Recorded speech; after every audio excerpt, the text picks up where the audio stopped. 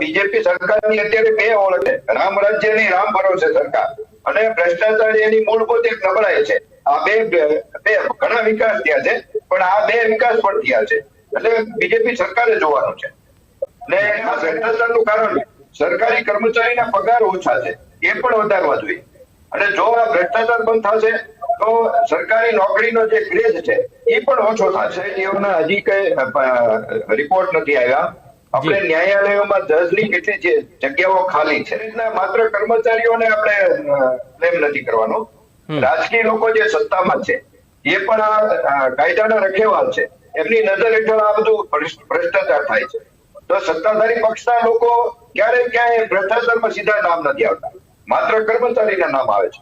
ત્યારે ભાગીદારીમાં જ આ બધું દેશને નુકસાન થાય છે, ભાગીદારીમાં થાય છે. એટલે રાજકીય લોકો હોય સત્તામાં, એ પણ જો આમાં જવાબદાર હોય તો એમને પણ